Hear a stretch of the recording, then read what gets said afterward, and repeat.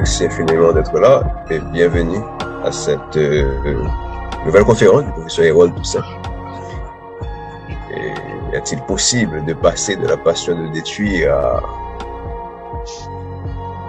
à celle de construire, hein? C'est possible de passer de la passion de détruire à la passion de construire en Haïti. C'est le titre de cette conférence qui sera organisée par la Fondation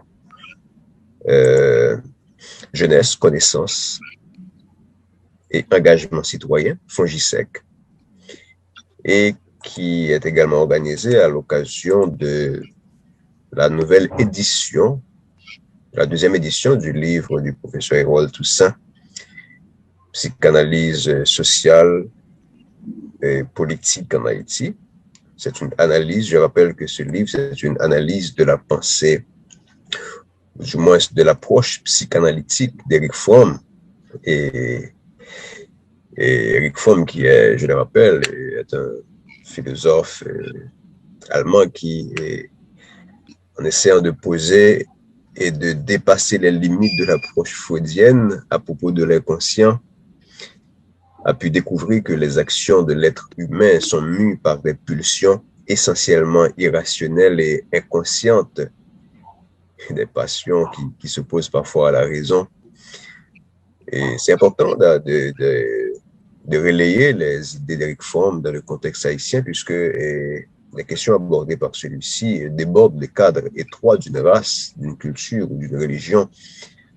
Et c'est une pensée qui peut servir de repère théorique pour ceux et celles qui veulent s'opposer à toute forme de pratique sociale, politique, économique, voire religieuse, qui chosifie des milliards d'êtres humains, mais particulièrement en Haïti.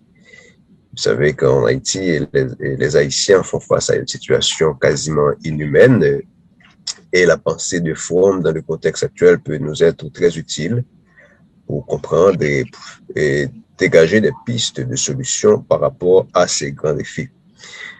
Et il faut souligner que nous savons tous que l'histoire de l'humanité est marquée en grande partie par des scènes de violence et de lutte perpétuelle.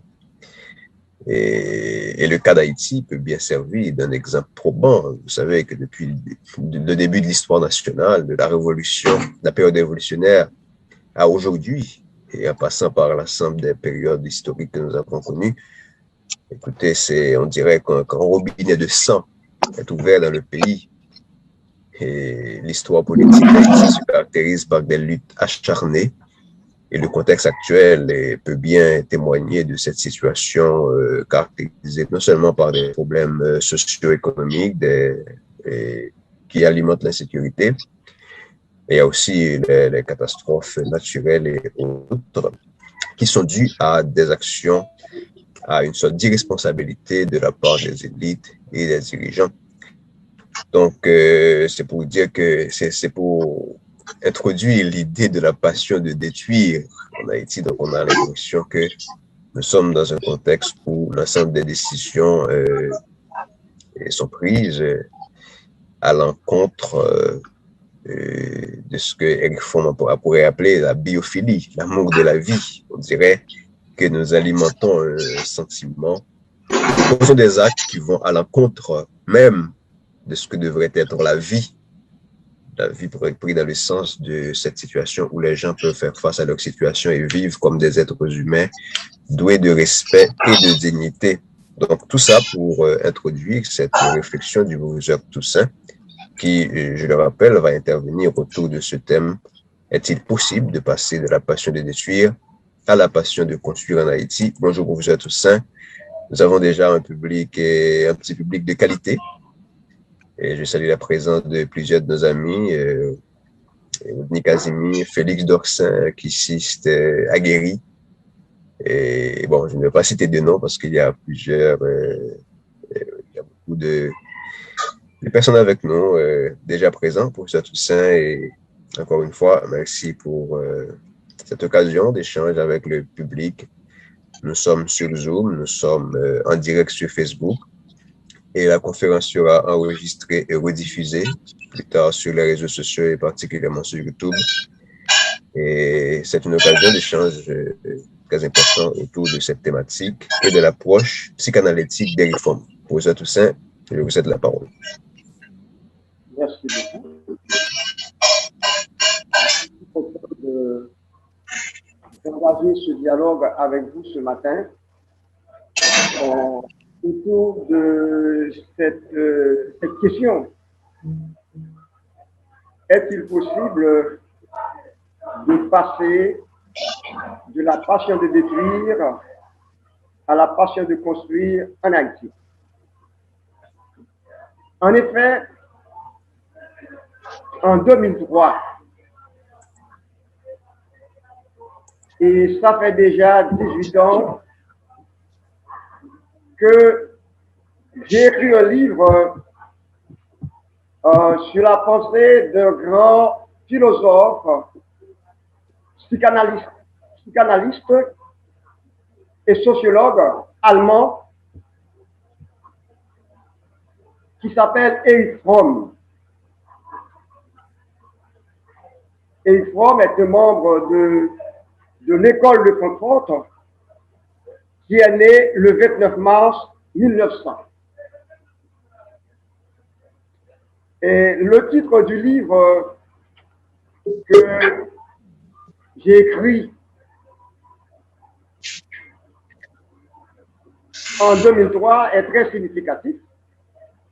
Psychanalyse sociale, religion et politique, lire Erich Fromm en Haïti. Après 18 ans, les idées que j'ai défendues à travers ce livre sont encore pertinentes et provocatrices. Et c'est pourquoi j'ai choisi de faire une lecture, je dirais, socio-psychanalytique de la société haïtienne du début du XXIe siècle. Et cette conférence nous permettra de faire également une critique, une sévère critique de nos élites haïtiennes, nos élites politiques, intellectuelles, religieuses, économiques.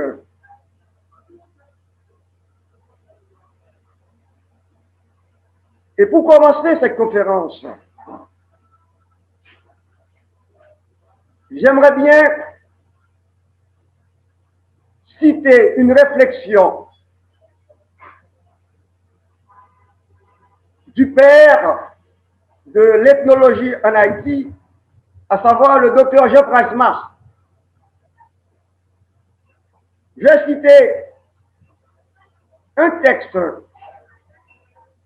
du docteur Jean Price-Mas qui pourra être commenté par les jeunes de ce pays. Je dis bien un texte de Jean Price-Mas qui doit être commenté par les jeunes de ce pays, les jeunes de toutes les couleurs, et là je suis sur le mot de toutes les couleurs, qui habitent la terre haïtienne, à savoir les jeunes noirs, les jeunes mulâtres, les jeunes blancs, les jeunes syro-libanais. Je veux bien adresser cette affirmation de Jean Price-Mas aux différentes catégories de jeunes dans ce pays, car je pense que si on aspire à une nouvelle Haïti, elle doit passer nécessairement par la participation des jeunes ou encore la responsabilité de ces derniers. Je cite Jean Price-Mars, dans son livre Une étape de l'évolution haïtienne, publié en 1929. Dans son livre Une étape de l'évolution haïtienne, publié en 1929, Jean Price-Mars écrit, et je lis, « Je ne sais pas, vers l'an 2050 et les années suivantes, ce que deviendra ce pays d'Haïti, parce que les données confuses que je possède obscurcissent mes anticipations. J'y vois une élite avide d'âpres jouissances sans ressort et sans foi d'aucune sorte, et chose plus grave, a perdu le sens des solidarités sociales et ethniques. Anarchie en bas et hypocrisie en haut. Je ne sais pas ce que deviendra ce pays. Peut-être une simple expression géographique de la Méditerranée américaine, habitée par des parias industriels.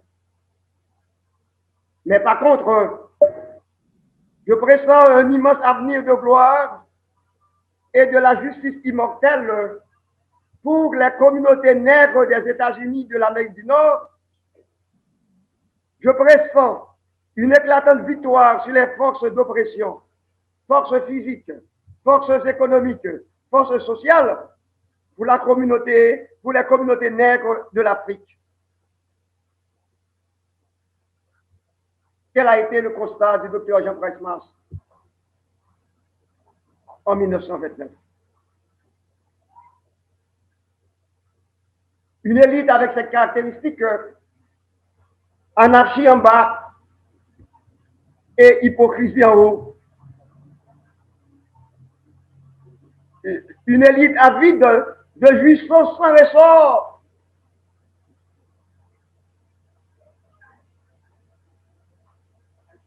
Et sans foi d'aucune sorte.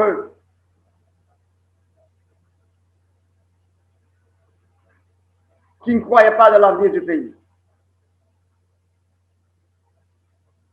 C'est-à-dire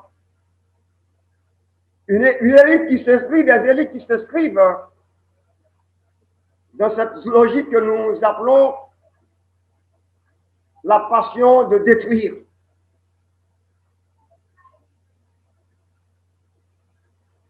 Et le concept passion est important pour nous. Et ce concept, il est fondamental aujourd'hui. Qu'est-ce qu'une passion? Dans son dictionnaire de psychologie, le chercheur Norbert Silami, S-I-2-L-A-M-Y, Silami, considère la passion comme un état affectif intense, stable, orienté vers un objectif exclusif et susceptible de transformer le monde tel qu'il nous paraît. Le chercheur Silami souligne ceci.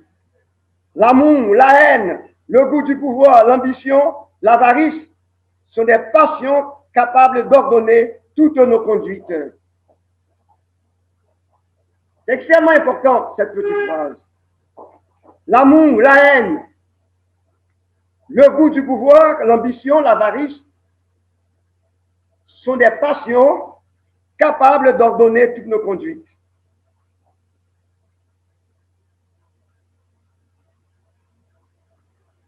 Et Eric Fromm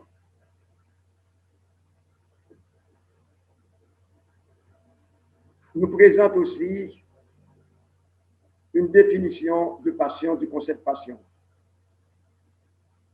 Pour lui, les passions humaines sont des réponses aux besoins existentiels qui, de leur côté, sont enracinés dans les conditions même de l'existence humaine. Les passions, le concept de passion, sont des réponses aux besoins existentiels qui, de leur côté, sont enracinés dans les conditions même de l'existence humaine. Hommes et femmes, nous avons des besoins existentiels.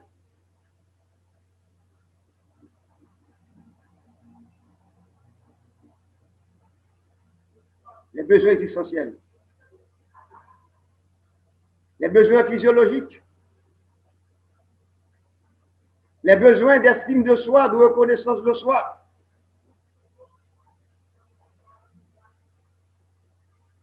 Les besoins aussi de transcendance.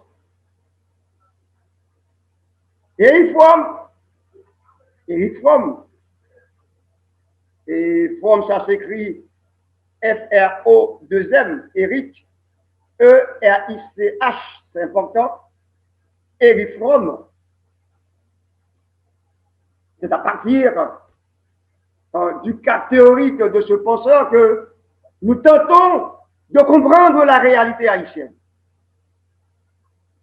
Nous tentons de comprendre la violence qui règne dans ce pays. C'est à partir de ce concept même de violence, de passion. Les passions humaines sont des réponses aux besoins existentiels qui, de leur côté, sont enracinés dans les conditions même de l'existence humaine. Hommes et femmes, nous sommes des êtres de passion, non seulement de raison de passion. C'est très important. Hommes et femmes, nous sommes mus par des intérêts.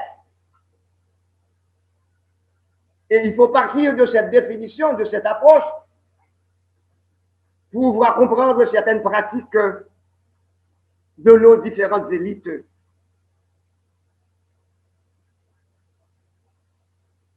Être passionné, ce n'est pas mauvais en soi. Et c'est pourquoi Fromm va distinguer deux types de passion. N'oubliez pas, quand nous parlons de passion, nous sommes au niveau des émotions, nous sommes au niveau de l'affectif. Et parfois, nous avons tendance à ignorer cette part affective de notre vie, de notre existence. Et parfois, c'est ce côté affectif qui nous guide, qui nous oriente, qui nous fait agir. Et c'est pourquoi on va distinguer deux types de passions. Il parle de passions rationnelles et les passions irrationnelles. Et quel est donc le type de passion qui règne en Haïti? Les passions rationnelles ou les passions irrationnelles? Et qu'est-ce que nous entendons par passion rationnelle? Passion rationnelle, c'est le besoin d'amour, de tendresse, de solidarité, de liberté et de vérité. Voici les passions rationnelles.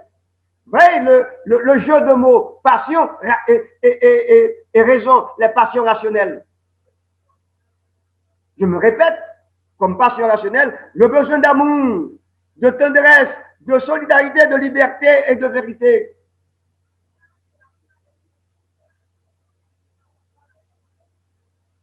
Est-ce que ce type de passion règne dans la société haïtienne? Est-ce que ce type de passion fait autorité dans la société haïtienne? Est-ce que nos élites, nos différentes élites sont sensibles à ce type de passion? Le besoin d'amour, de tendresse, de solidarité, de liberté et de vérité. Parce que pour Eric Fromm, ce sont ces passions qui vont favoriser le progrès et le développement de l'organisme. Ce sont ces passions qui vont développer le progrès et le développement de l'organisme.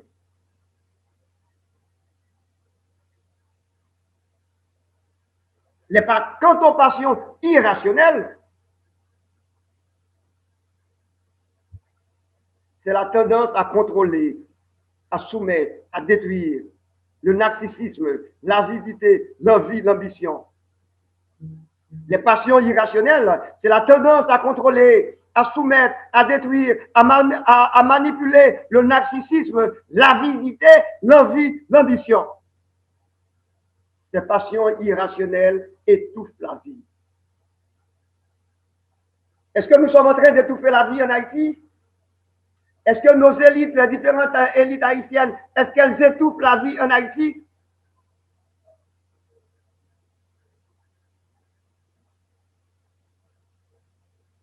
Et quand l'impulsion créatrice est bloquée, c'est-à-dire la création, le désir de créer comme passion rationnelle, la création, quand l'impulsion créatrice est bloquée, quand l'homme est incapable de créer, ne peut pas créer, la passion de détruire oriente les actions de l'homme. En un mot, quand dans une société, les jeunes sont incapables de développer leur passion de créer, leur impulsion de créer, la violence est possible. Justement, c'est cette capacité de l'homme de se transcender, d'aller au-delà de lui-même, de créer. Et que l'homme, que la femme ne peut pas créer, il choisit facilement la voie de la destruction. Que l'ambiance, le milieu, ne lui donne pas la chance de créer, de se réaliser comme homme, de se réaliser comme femme, nous avons un terrain propice pour la violence.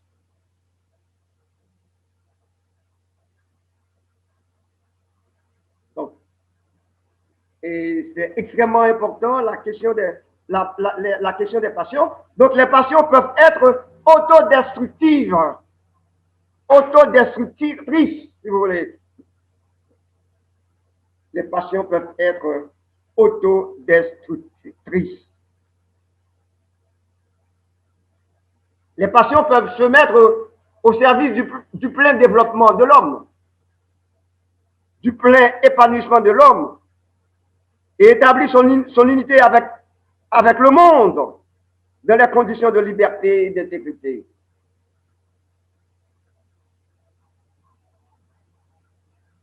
Il y a cette passion de tendresse, d'amitié, même d'amitié avec l'environnement, avec la terre.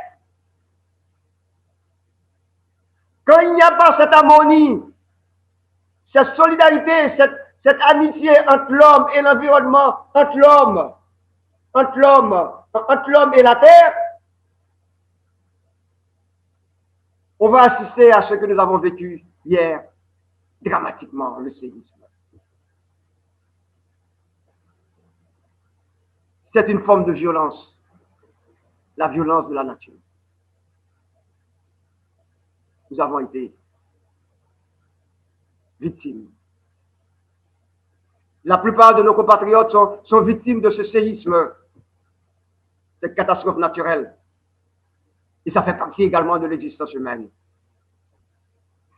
Maintenant, comment apprivoiser la terre? Comment apprivoiser notre environnement? Comment créer une solidarité, une sympathie avec notre environnement, avec les plantes, avec les arbres, avec nos mers, avec nos rivières, avec les animaux, avec nos oiseaux? Est-ce qu'il y a-t-il un lien ou bien est-ce qu'il existe une guerre entre l'environnement et les Haïtiens? La violence.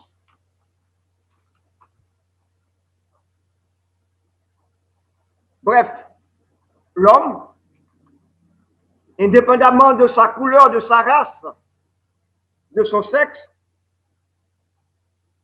peut être mu soit par l'amour, soit par la passion de détruire.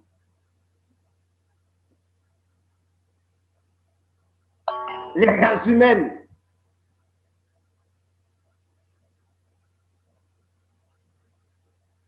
nous pouvons être mus soit par l'amour et la raison.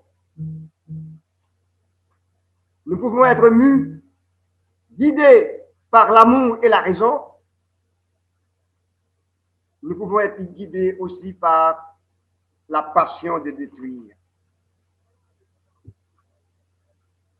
Et après avoir vu cette passion, la différence entre passion entre les passions rationnelles et irrationnelles,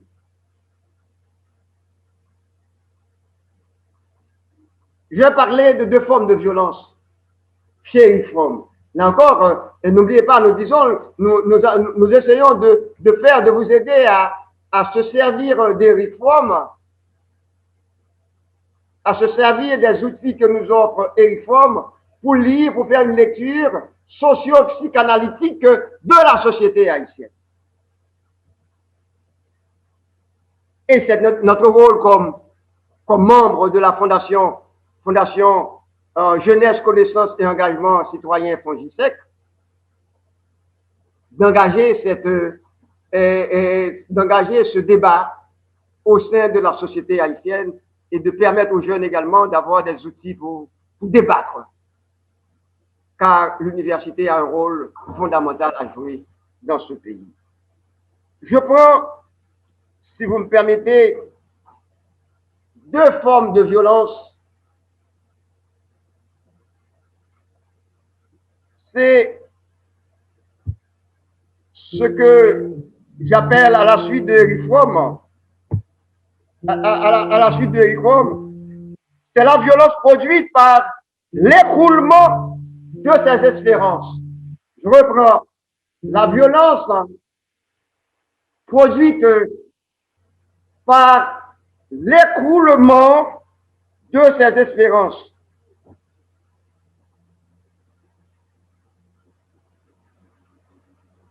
À tout moment dans notre vie, dans notre existence, la confiance originelle en l'amour, la sincérité, la justice des parents, des éducateurs, des leaders politiques ou religieux s'expose à être déçus.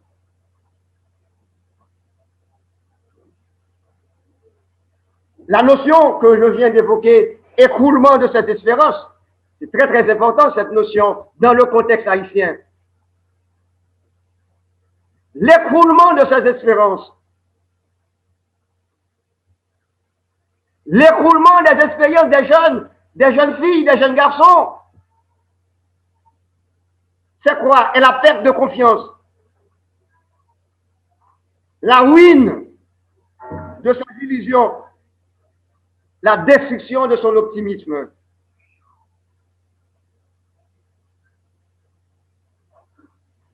Maintenant, c'est extrêmement important de voir, mais chacun peut réagir à sa manière à partir de l'écroulement de ses espérances.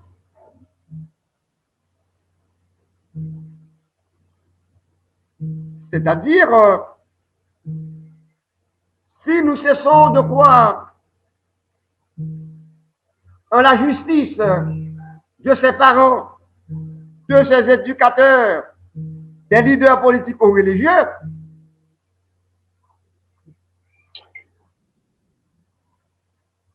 on perd son espérance. Donc, c'est l'écroulement de ces espérances. Et c'est très, très grave. Quand dans une société, si nous assistons à l'écroulement des espérances des jeunes, ça peut donner lieu à des formes de violence. Ou si vous voulez, on doit s'attendre à des formes de violence. Pourquoi on doit s'attendre à des manifestations de violence quand on assiste à la perte de confiance, quand on assiste à la ruine de ses illusions.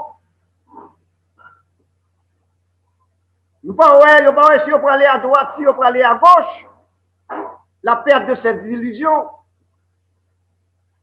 Est-ce que vous me remettez ou bien est-ce que vous me raillez, est-ce que vous me construisez ou bien est-ce que vous me détruisez? Quand on assiste à la destruction de l'optimisme des jeunes garçons et des jeunes filles, on peut s'attendre à des manifestations de violence.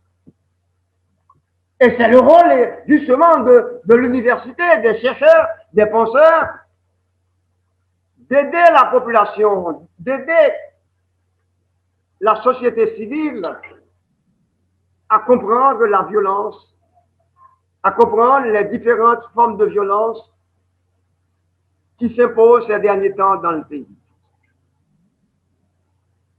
Là, nous parlons de violence et crise de l'espérance. Et là, les gens peuvent détruire. Il y a ce qu'on appelle aussi, et on assiste à cette forme de violence ces derniers temps à la capitale haïtienne, à Port-au-Prince. C'est la soif de sang d'ordre archaïque. La soif de sang d'ordre archaïque. Ça veut dire quoi? La soif de sang d'ordre archaïque. Quand l'individu se libère du fardeau de la raison, il devient semblable à l'animal. Je reprends. Quand l'individu, n'importe quel individu, se libère du fardeau de la raison, il devient semblable à l'animal.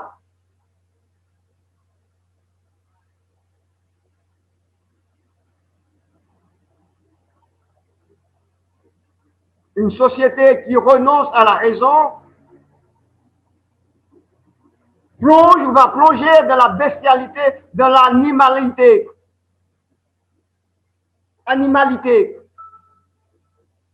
Une société qui renonce à la raison va plonger dans la bestialité, dans l'animalité.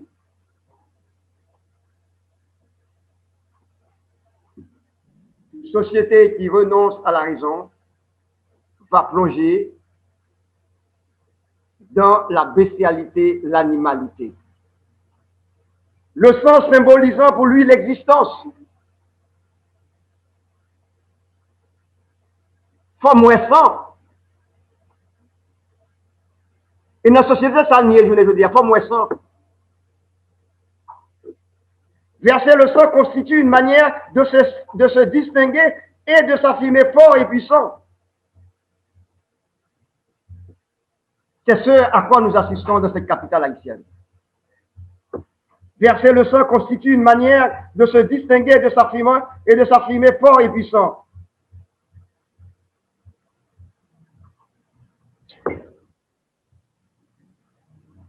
Et le violent cherche par le meurtre à transcender la vie, dans la mesure où il a peur d'aller de l'avant et de développer pleinement ses facultés spécifiquement humaines.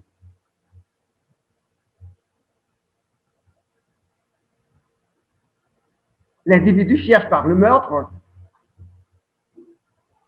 à transcender la vie, puisqu'il était capable de supporter la vie.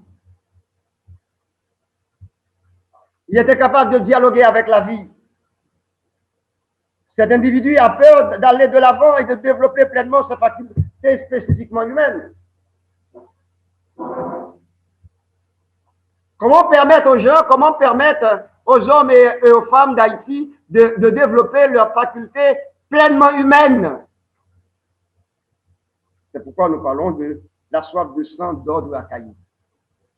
C'est ça, mon nom. Il parlait mon encore. Il a cessé d'être homme.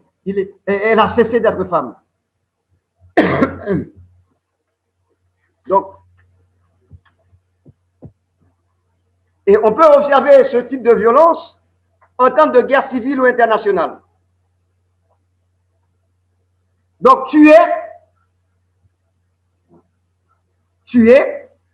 n'oubliez pas, nous tentons de faire une approche, une lecture psychanalytique, socio-psychanalytique de la société haïtienne. Tuer procure une ivresse suprême et devient le grand acte d'affirmation de soi au niveau le plus archaïque de la personnalité.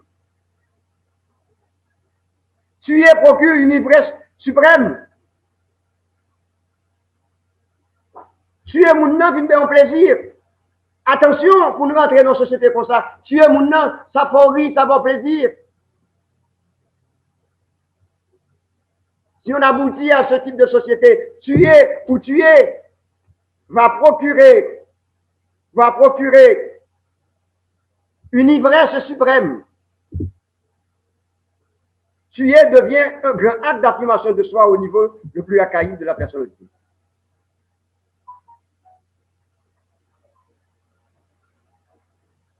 Dans la logique du meurtrier, du tueur, il n'y a pas de frontière entre tuer et être tué. Il n'y a pas de frontière entre tuer et être tué. Il n'y a pas de frontière. Ce qui compte pour le meurtrier, c'est que du sang soit versé.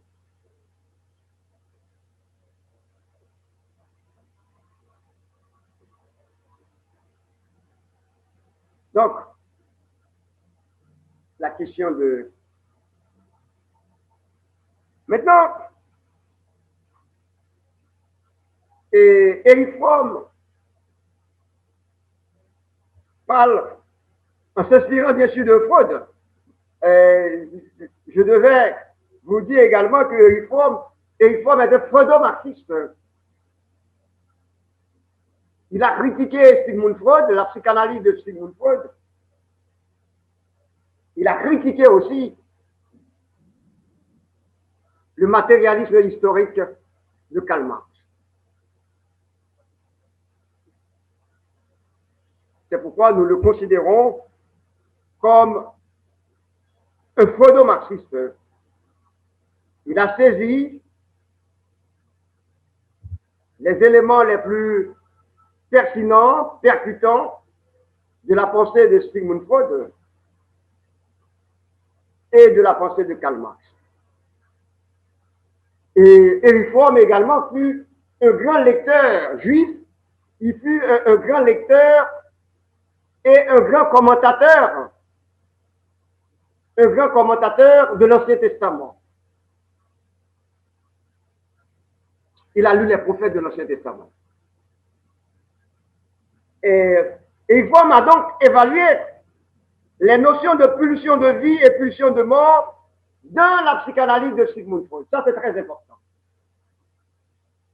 Et à partir de ces deux notions, pulsion de vie et pulsion de mort, Eric Fromm va introduire deux concepts fondamentaux qui sont importants pour nous, qui peuvent nous aider à faire une lecture critique de la société haïtienne, une lecture critique des pratiques de nos élites économiques, politiques, culturelles, religieuses. Premièrement, c'est le concept de biophilie. La biophilie. En relation avec ce que Freud appelait pulsion de vie. La biophilie. La biophilie, c'est l'amour de la vie.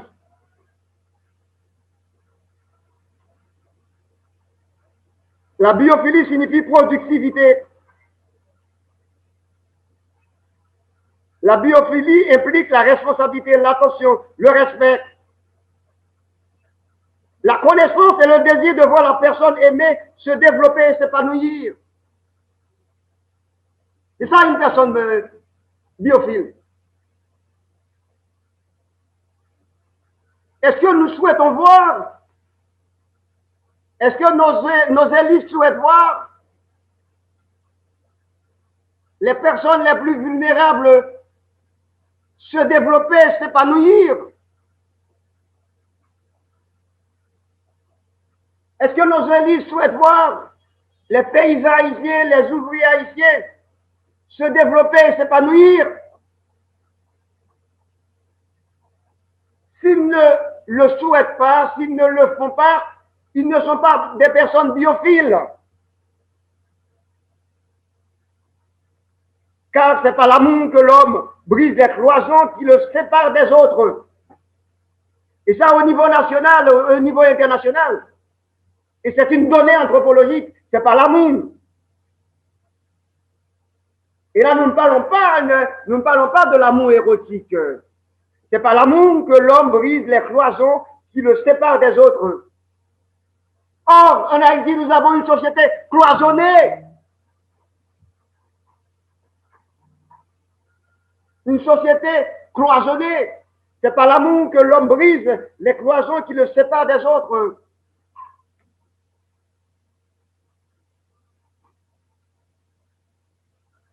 En Haïti, nous avons, ou encore, notre société a peur du lien social. Nos élites ont peur du lien social. Nos élites ont peur de la fraternité. Nos élites ont peur de la solidarité.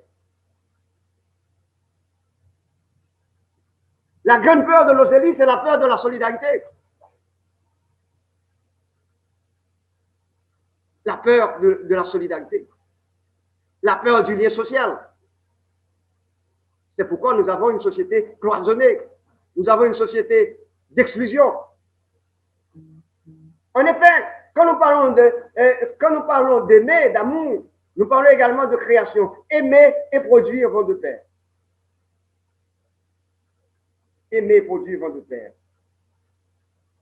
La productivité est la réalisation de l'homme de toutes ses potentialités. L'homme biophile éprouve pour la vie un amour sans réserve.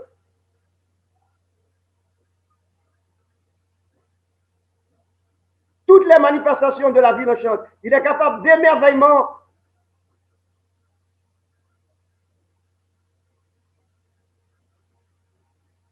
Est-ce que nous, en Haïti, est-ce que nos différentes élites peuvent s'émerveiller? C'est le grand mot. Devant la nature, devant la mer. J'ajouterais même, est-ce qu'elles peuvent s'ouvrir à l'infini? Est-ce qu'elles peuvent s'ouvrir à la transcendance? Quand on s'ouvre à l'infini et à la transcendance, on est capable de briser certaines cloisons. Quand on s'ouvre à l'infini et à la transcendance. Parce que là, on est en présence de la dignité humaine. Là, on se reconnaît homme et femme. Donc,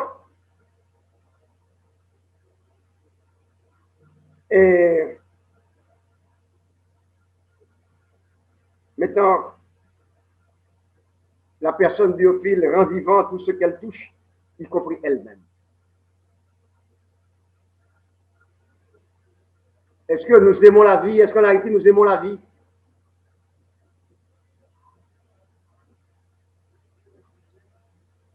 Mais il y a le concept de nécrophilie. Attention. La nécrophilie est plutôt un développement pathologique qui se produit quand la biophilie est neutralisée ou détruite.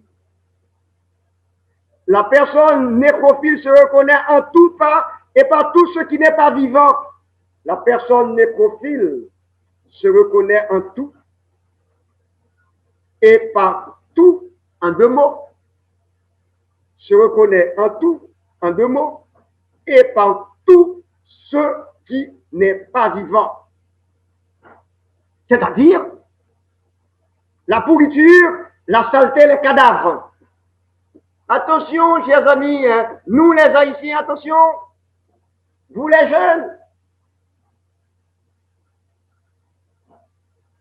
La personne nécrophile se reconnaît en tout et partout, en deux mots, ce qui n'est pas vivant. La pourriture, la saleté, les déchets, les cadavres. Ça veut dire que si nos sociétés, ça, c'est sous fatra n'a marché, c'est sous pourriture n'a marché, ou devant l'hôpital, ouais, c'est saleté, c'est fatra, ou devant l'université, une faculté, allez bon côté faculté nous. allez bon côté, comme des carrelés, rectorat, environnement, c'est dans la pourriture, la saleté, les déchets. Cela veut dire, sont des signes de la nécrophilie, c'est-à-dire l'amour de la mort.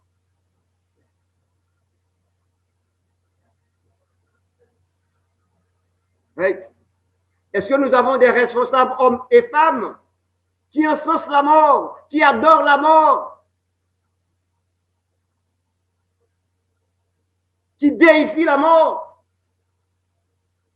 Et ça, nous ne pouvons diriger nous. Est-ce que l'amour qui a dirigé ou bien l'amour, la raison qui a dirigé? C'est la question. Très, très important. Et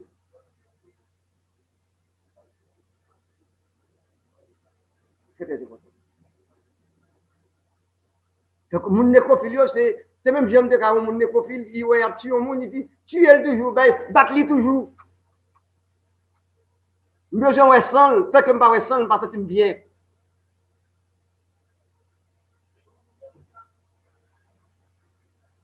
Bon. Et je vais citer pour terminer cette partie la nécrophilie et la biophilie. Parce qu'il n'y a pas de biophilie pure, il n'y a pas de nécrophilie pure. Ce sont des tendances.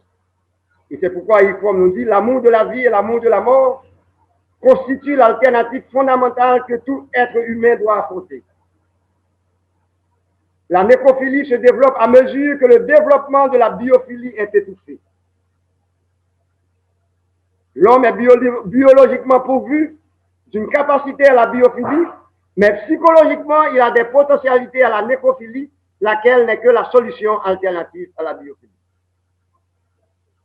En un mot, est-ce que notre milieu, même notre université, est-ce que notre milieu nous invite à aimer, à construire, à créer? À créer! C'est le mot-clé, à créer la création, la production. Et maintenant, quoi faire? Oui, pour construire, il faut développer chez les jeunes, dès leur temps d'enfance, la passion de créer.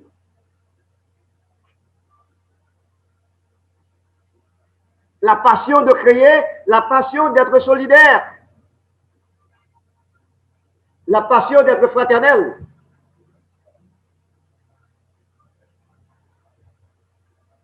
C'est-à-dire,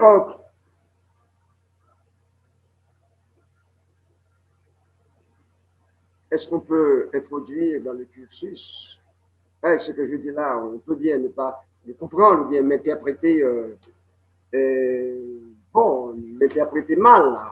C'est-à-dire, est-ce qu'il ne faudrait pas aussi un cours d'éducation à la confiance? Je n'ai regardé ça n'a pas vivre dans le pays, ça. C'est pour ça que je dis que la question psychanalyse là est importante, psychanalyse sociale des réformes. Et là, ma pub, je vous encourage à acheter psychanalyse sociale, religieuse et politique, liée à réforme en Haïti. Éducation à la confiance. Nous connaissons qu'à la caillou, on va faire madame de confiance, on va faire mari de confiance. Éducation à la confiance. En dans faculté, doyen pas faire vice-doyen confiance, ou bien dans rectorat, recteur pas faire vice-recteur confiance, vice-recteur pas faire recteur confiance, et entre étudiants pas faire professeur confiance, et professeur pas faire étudiant confiance. C'est une litanie de trahison. En nous, ce pays, ça va le développer, cette valeur qu'on appelle la confiance. Éducation à la confiance. Comment va-t-on créer si on a du mal à faire confiance à l'autre? Qui elle va créer? N'a pas parlé en l'air, etc. Puis on va créer, on va faire l'autre monde de confiance. On ne peut pas créer quelque chose avec l'autre. On ne peut pas produire quelque chose avec l'autre. Ouais, depuis l'école, on commence à faire nous boumer, à boumer avec l'autre. Pas une confiance. Maintenant, cette confiance, comment créer? Cette confiance avec les hommes et les femmes d'une même nation. Comment créer cette confiance? Oh, s'il n'y a pas de confiance, on n'aura pas du lien social. Nous disons en bouche, nous connaissons pays avec la pratique où nous ne comprenons rien. Donc, il n'y aura pas d'avenir.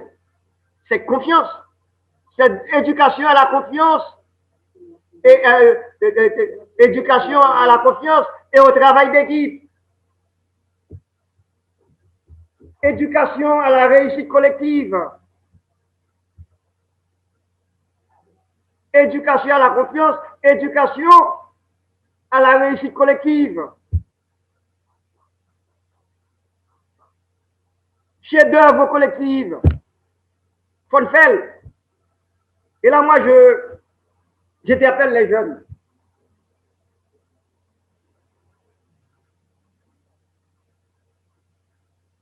Même d'avoir aimé, hey, sans violence. Les jeunes noirs, les jeunes blancs, les jeunes mulâtres, les jeunes syro-libanais. Où êtes-vous? Est-ce que chacun va rester dans son petit coin, critiquer l'autre? Est-ce que ces jeunes, à un moment donné, vont pouvoir se rencontrer, discuter et parler de l'avenir de ce pays? Et là, dans certains cas, moi je dis bien, dans un sens positif, il va falloir désobéir. Désobéir à ceux qui tiennent un discours raciste. Désobéir à ceux qui privilégient le préjugé de couleur, qui encensent le préjugé de couleur, qu'on soit noir, mulâtre, blanc ou syro-libanais.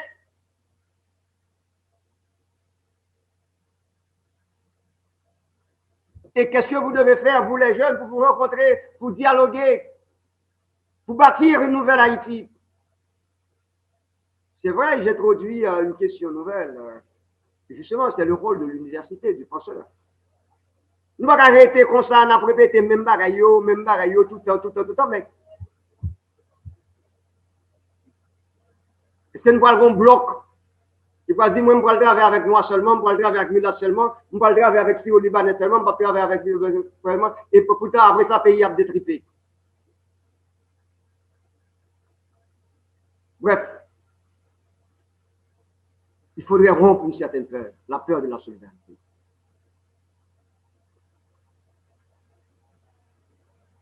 Espérer, penser,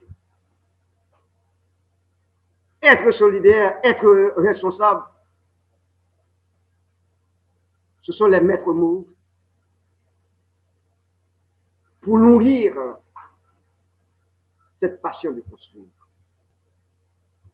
Et c'est avec ces mots, avec ces maîtres mots, penser,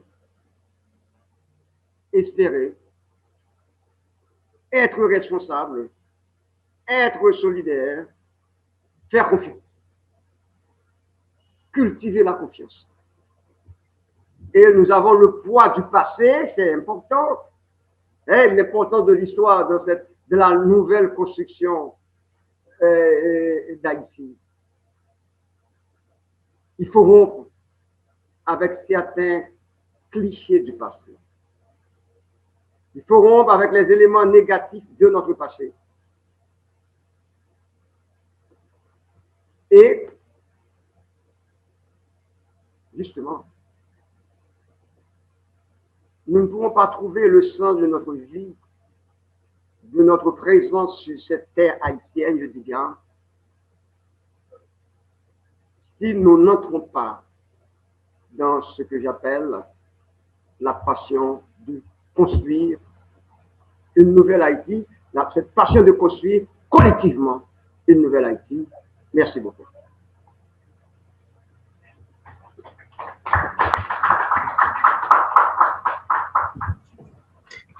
Merci beaucoup, professeur Toussaint, et merci à vos amis qui sont présents, et à Delma 51, et également en ligne.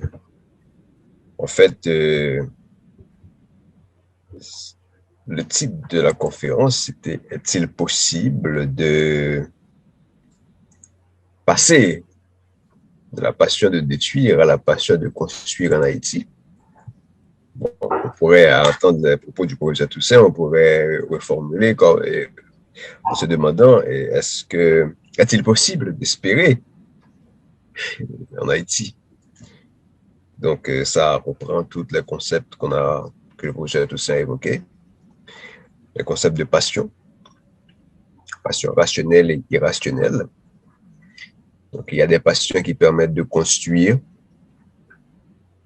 il y a des passions qui détruisent.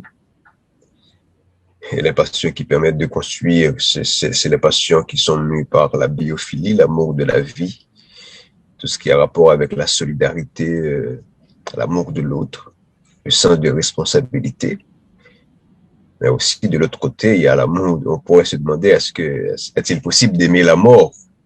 Mais là, on va comprendre que certaines attitudes traduisent certaines attitudes ou certains comportements, certaines décisions ou actions traduisent une sorte de biophilie, c'est-à-dire une sorte d'amour de la mort donc on ne peut pas prendre dans le sens littéral du terme, mais qu'on peut prendre comme étant des attitudes qui empêchent aux autres de jouir de la vie, de vivre comme des êtres humains.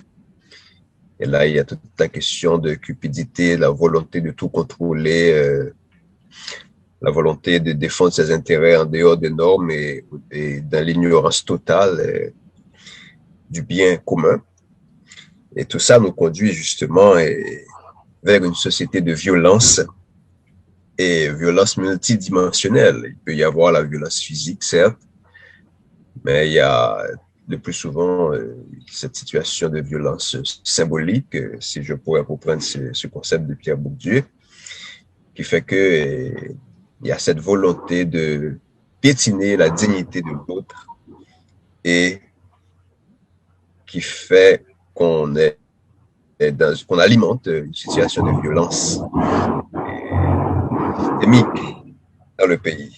Bon, il y a certaines questions j'ai certaines questions, mais je sais que dans l'assistance, il y a des questions, donc je ne vais pas monopoliser la parole. Je pourrais revenir tout à l'heure avec mes questions. Ça, déjà.